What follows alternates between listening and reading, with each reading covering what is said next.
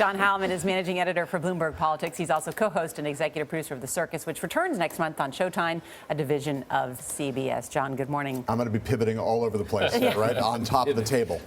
It is a round table. Yeah. It's glass, too. Good for pivoting. Let's start first with this serious story that the Associated Press broke, which it suggests a pay-for-play scenario, that more than half of the people that Hillary Clinton met with at the State Department were also donors to the Clinton Foundation. Now, the Clinton campaign says this was based on utterly flawed data.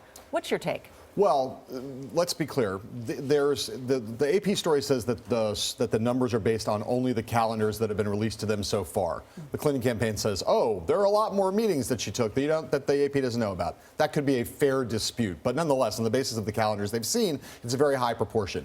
So the question then is suggests, to use your word, Nora, and pay for play. What does suggest mean? What does play mean? It's clear that that people who gave money to the foundation were able to access Secretary Clinton.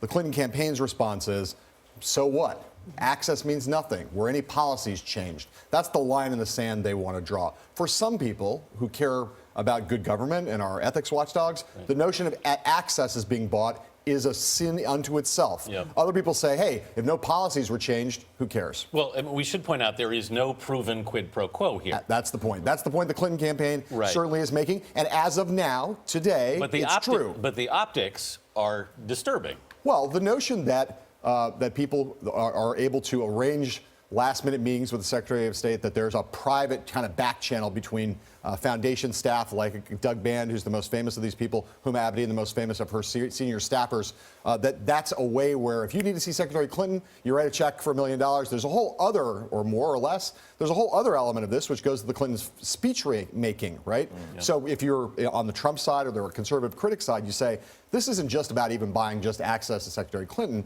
There's also a whole other network of financial impropriety whereby the Clinton Foundation is taking money in to do good works, which no one disputes the Clinton Foundation does. They do good works, right? Yeah. But also, Bill Clinton's getting speech fees, and then there's access to the secretary. It's all very unseemly at a minimum, and for a campaign that thought that once FBI Director Comey said, hey, we're not going to indict Hillary Clinton, who thought this was over as a political matter, all the stuff related to emails and this kind of area, it's not over. And the fact that there are now 15,000 emails that we haven't seen that are going to be released between now and Election Day, more political headaches for the Clinton campaign.